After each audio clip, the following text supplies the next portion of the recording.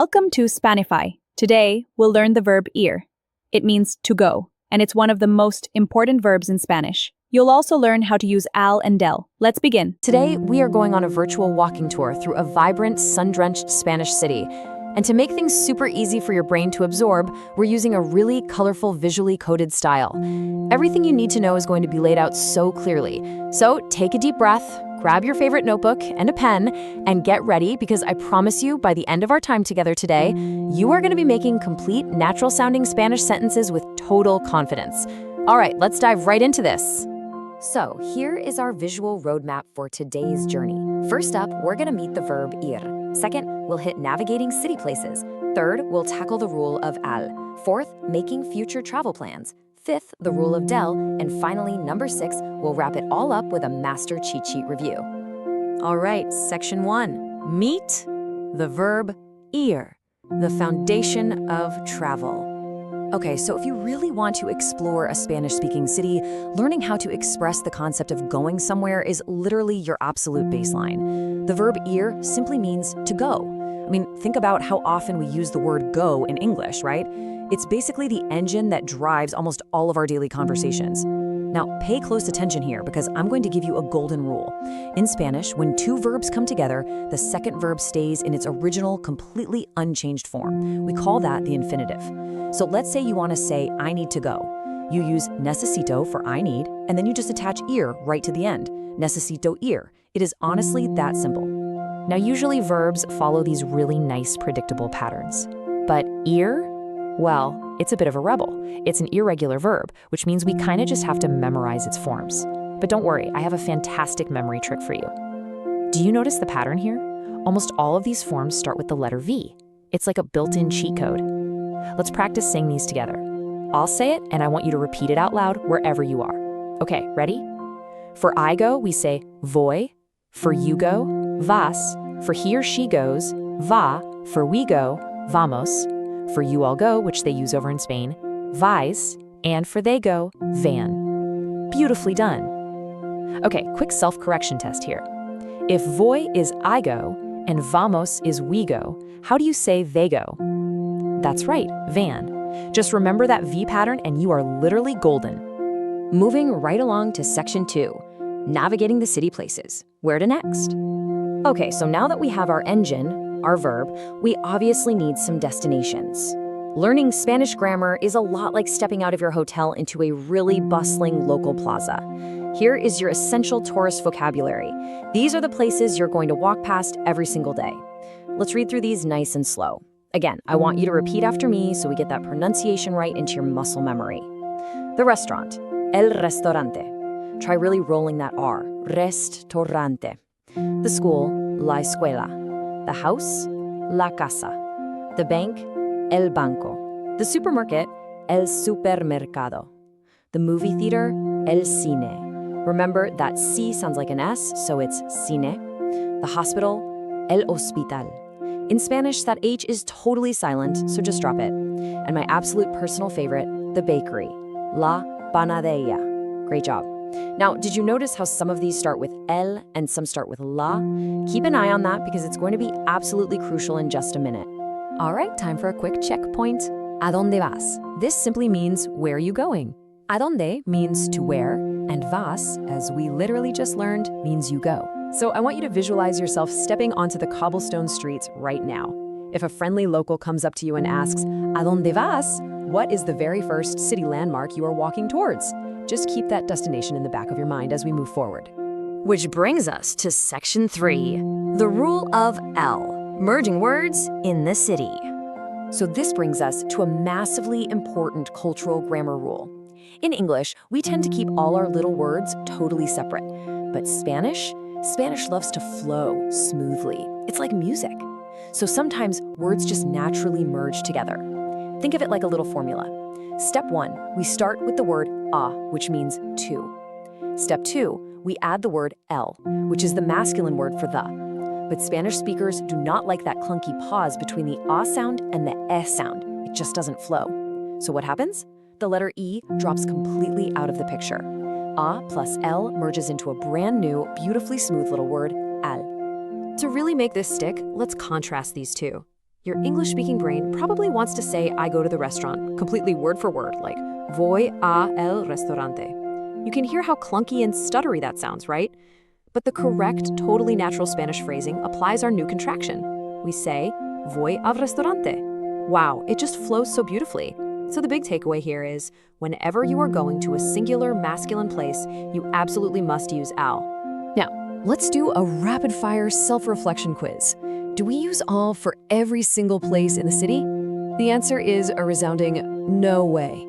These right here are your safe zones. Contractions are absolutely not allowed with feminine or plural forms. It's totally forbidden. So if you're going to the school, it stays separate. A la escuela. Going to the movie theaters? A los cines. Going to the houses? A las casas. The all contraction is a highly exclusive VIP club. It literally only happens when a meets the singular masculine el. Okay, let's bring this to life. We're gonna do a super quick mini role play. I want you to play the part of the friendly local guide, and I will be the curious tourist. When I ask you where you're going, I want you to tell me you are going to the movie theater. Say it out loud. Ready? Hola, ¿Adónde vas? Did you say voy al cine? Yes, perfect.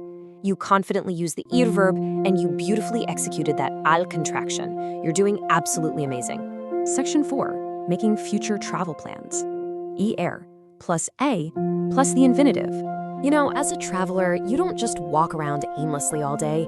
You make itineraries. You plan exactly what you're going to do when you get to your destination. Well, believe it or not, you already have all the tools you need right now to talk about the future in Spanish.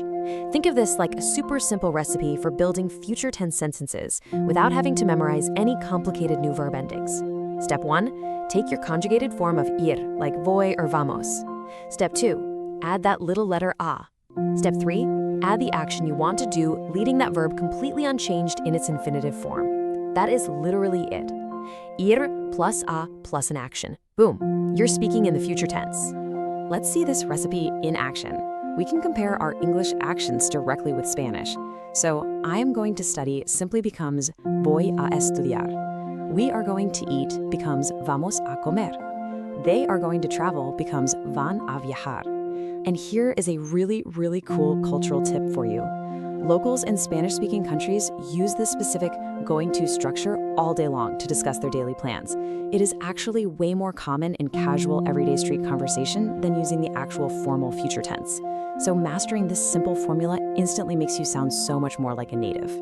All right, time for mini roleplay number 2. Let's say we are traveling together, and I want to know what our afternoon itinerary looks like. I want you to tell me we are going to swim. Ready? Excuse me, what are we doing later? Did you say vamos a nadar? Fantastic. You took vamos, you added a, and you tacked on the unchanged verb nadar. It's so simple, yet it's such a real game changer for communicating your plans. Let's hit section 5, the rule of del, returning from landmarks. So after visiting a beautiful landmark or maybe eating at a really great restaurant, a traveler also needs to know how to explain where they are coming from. And that brings us to our second and final essential contraction. The great news? This is the exact same logic we used earlier. Step 1, start with the word de, which means from or of. Step 2, add the masculine word el, meaning the. Because Spanish loves efficiency and smooth sounds, those two vowel sounds just squish and merge together into one tiny perfect word, del. De plus el equals del. Easy, right? Let's contrast this just to train your ear one more time. An English speaker who's translating directly might say, viene de el banco. Listen to how it stutters. De el banco. But the correct, smooth, native-sounding phrasing is viene del banco.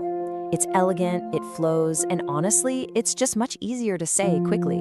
So, rule of thumb, whenever you are coming from a singular, masculine place, del is your absolute best friend. Okay, let's do our third and final travel roleplay to really cement this in your brain. You just walked into our hotel lobby, and I'm wondering where you've been. I want you to tell me you are coming from the bank. Hey there, where are you coming from?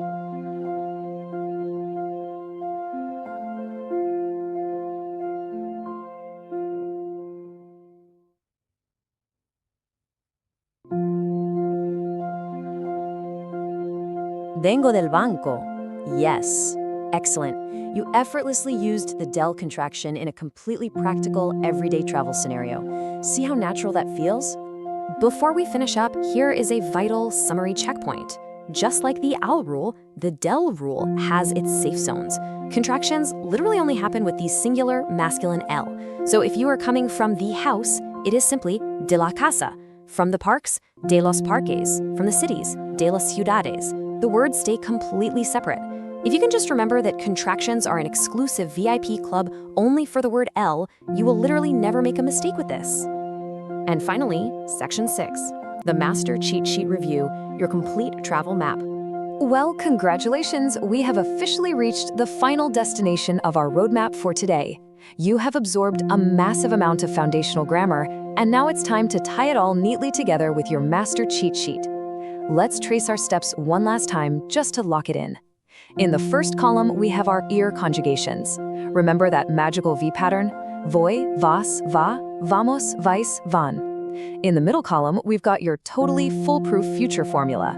Just take IR, add a, and add your unchanged action verb. And finally, on the right, your two essential tourist contractions. A plus L becomes al when going to a place, and de plus L becomes del when coming from a place. With this grid right here, you can navigate practically any basic travel conversation. Seriously, go ahead and grab a screenshot of this right now so you have it in your phone forever. Now it's your turn. Write one sentence using voy a and one sentence using al or del in the comments. Subscribe to Spanify for more Spanish lessons. Hasta luego.